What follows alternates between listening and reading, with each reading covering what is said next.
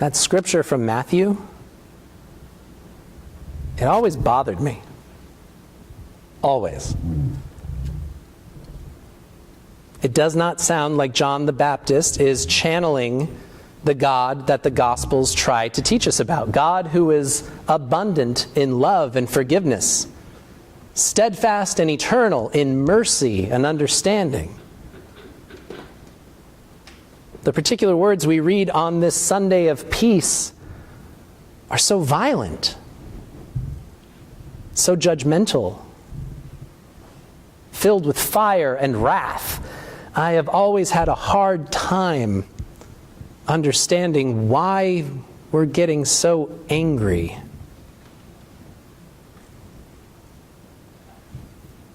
But I don't hear it that way anymore. And before I can share with you how I'm thinking differently about that passage, I first have to share with you how I started to learn to look differently at my own life.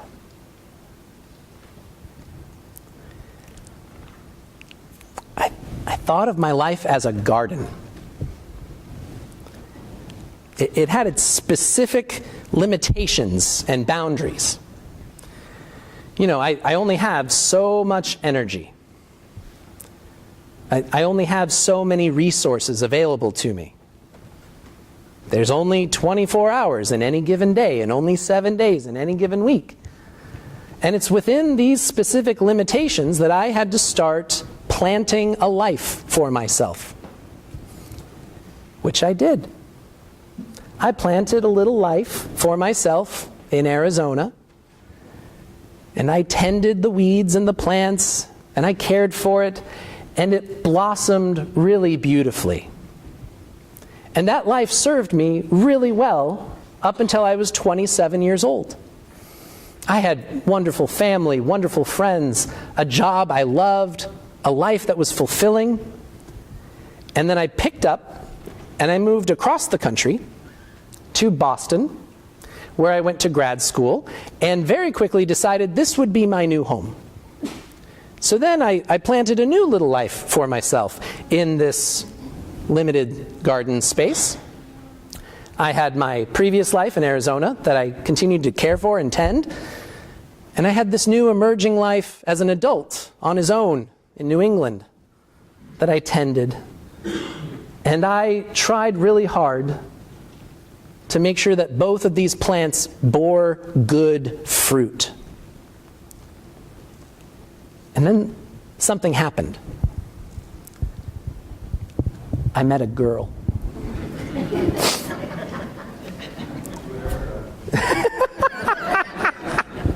I met the woman who would become my wife, and she came into my life with her own experiences, her own family, her own career, her own hopes and dreams, and we decided we would start forming a life together.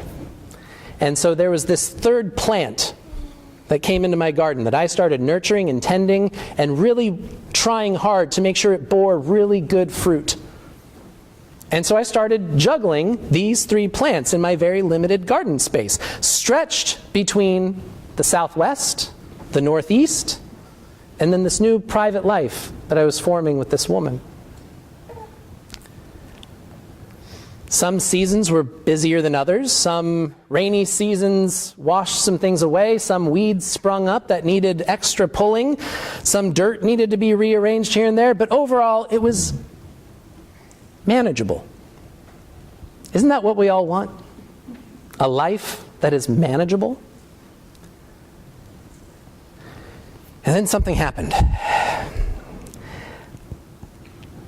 I had the honor and the privilege of being called as the pastor to a church in southern Maine, known around town as the little church on the corner.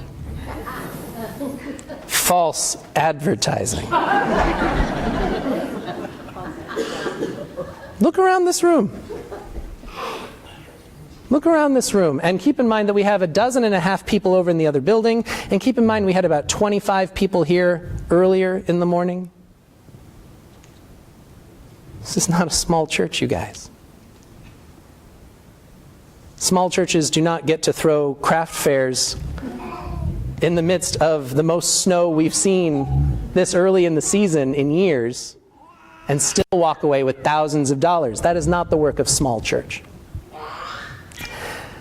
So I was thrilled and delighted to be called to this place where I had been taught to see myself as the leader and the primary caregiver to this community of 225 official members, plus surrounding area folk.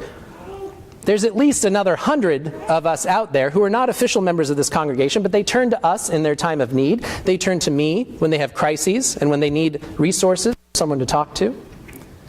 And so I started tending this fourth life, this fourth plant in this limited garden space. I was still stretched between Arizona and Maine and still caring for this new relationship in my life. We got married and we started trying to figure that out. And I'm trying to figure out how to take care and tend of this really complex little plant that's my fourth life. And it's really hard, and I'm really convinced it's going to bear some good fruit.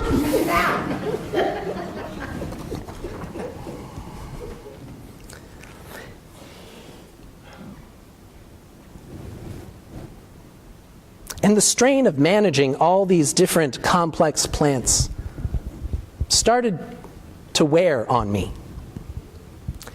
I mean that physically, like my body was going through changes because I was contorting myself and exhausting myself and running from place to place, truly trying to make all of these plants across the entire nation and in all your individual lives and as a community and with Emily and with our families. I was trying to make sure all of them bore good fruit. I was wearing myself out.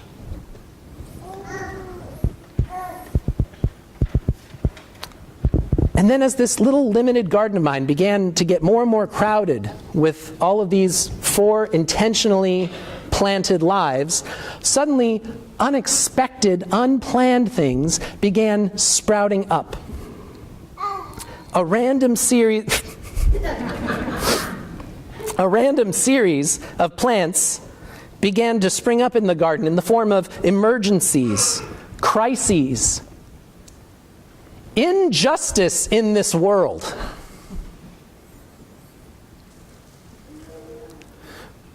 More and more injustice every day.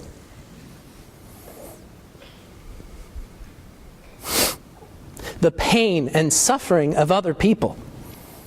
My own anxiety, my own fear.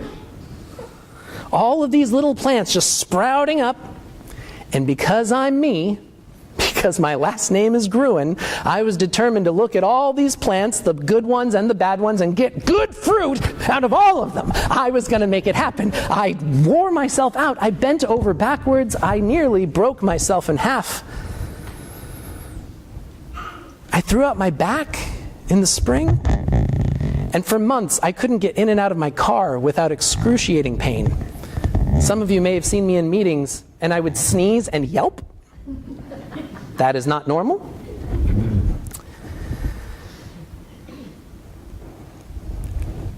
I was trying to manage every square inch of this little, very crowded garden with a very limited space.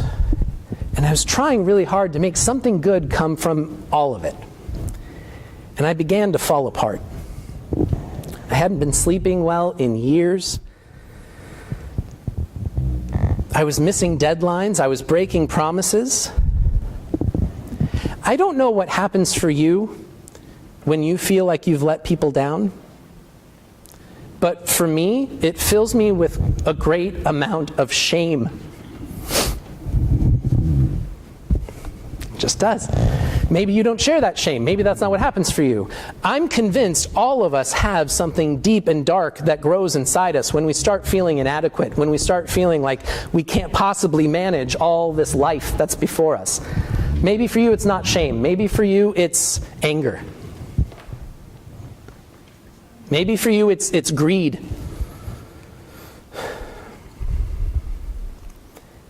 Maybe for you it's resentment. Maybe you get filled with rage and wrath. But for me, it was shame. And the shame of feeling like I was letting everyone from coast to coast down constantly, all the time. That shame took on a life of its own. It became like this 14th plant in my little garden that I had to care for. The shame started getting my attention, my energy. It started eating me up from the inside.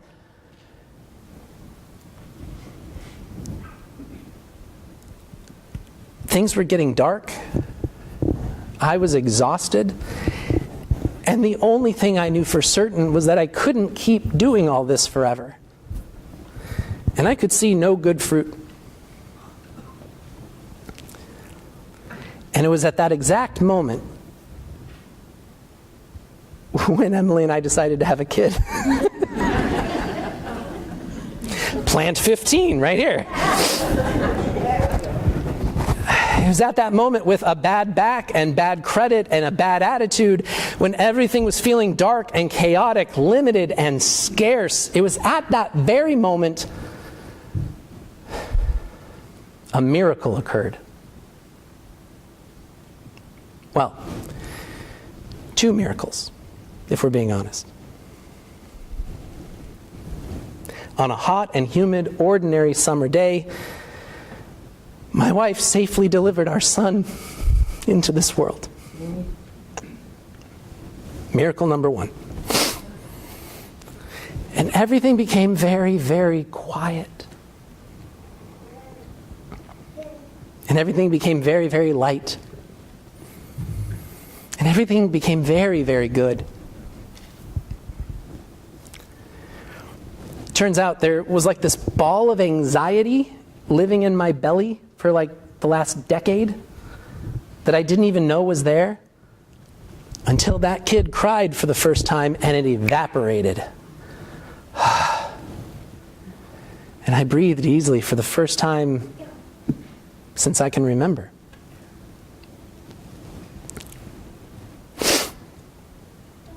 And the second miracle was similar to this one.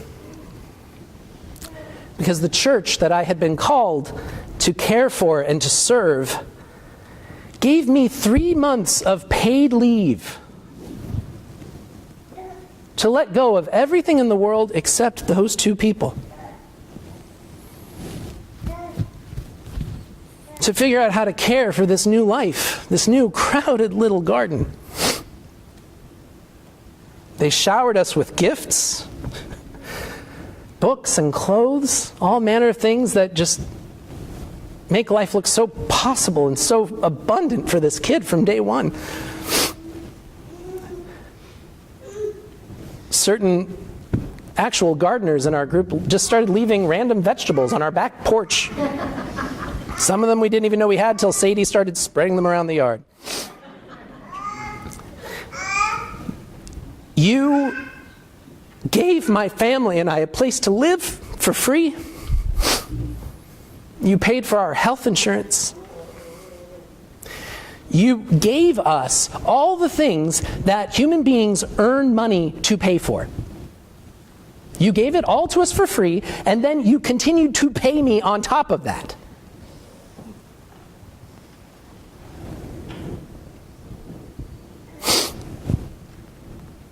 So I fell in love with my son. And I rested.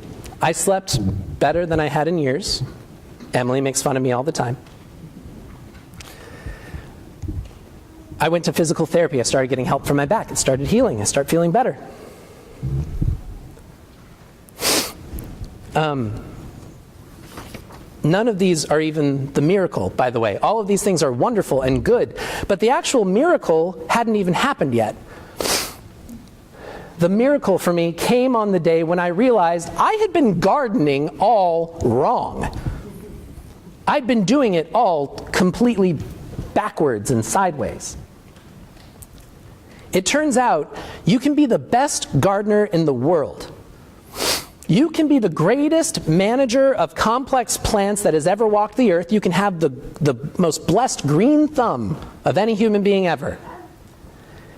And no matter how good you are at gardening, there is nothing you can do to make a plant produce good fruit. As Reverend April Feet has written, if I have learned one thing through my years of gardening, it's that I can only do so much. I can amend the soil. I can pull weeds. I can companion plant. I can companion plant by placing mutually beneficial plants near each other. I can make sure the plants are watered. I can till and keep the garden, but I cannot make plants grow. As a gardener, it is my job to nurture the environment in which I place the plants, but that is where my work ends. I cannot teach a tomato plant to grow a tomato. Garden plants produce fruit because that's what they are designed to do. I can cultivate the land, but I cannot teach my plants how to produce a harvest. They do what they were made to do. My life, with all its limitations and chaos and craziness, it has never been my garden to tend or manage alone. Neither is yours. I'm speaking to each and every one of you. Your garden, your life, is not yours to tend and manage alone. We have all been given this one big garden that we call creation, that we call earth, that we call life. And God has given us one another to manage and tend it together, to provide more for one another and for this entire world than we could ever do alone. In the coming weeks and months, if it seems like I'm asking too much of you and expecting things that are unrealistic, I want you to know it's because you've changed my life with your generosity and your abundance and your care and your love and your concern. And I refuse to be the last person to experience that miracle through your work. We have been entrusted with so much together. And I'm so proud to be a part of the work of this community. I'm so thankful to be the beneficiary. And our work has only begun.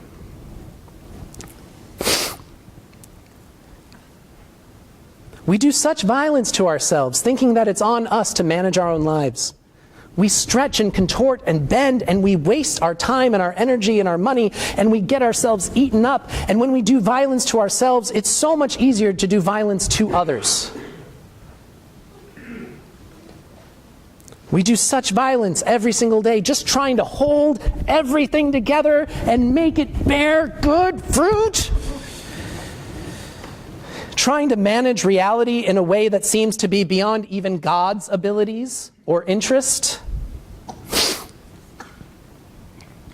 But it's not our job to hold it all together. It is not our job to produce.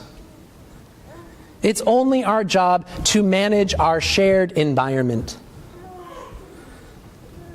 so that all living beings can do what God designed them to do.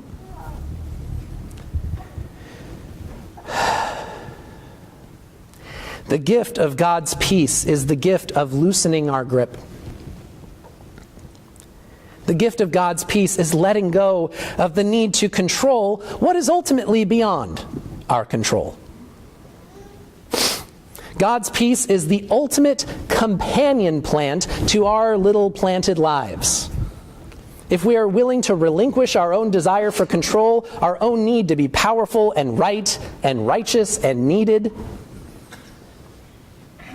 if we can trust in God, our Creator, to do the heavy lifting, to bring about the fruit, Then we companion our own lives with the plant of God's peace, and when those two plants are planted side by side, they not only bear good fruit, they create actual miracles in this world.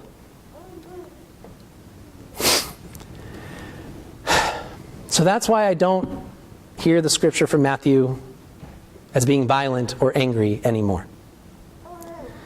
I just hear it as a reminder. God has already initiated a new creation. There are new plants, new life, new gifts and responsibilities that are already being nurtured under the snow in the darkness of the soil, places where we can't see.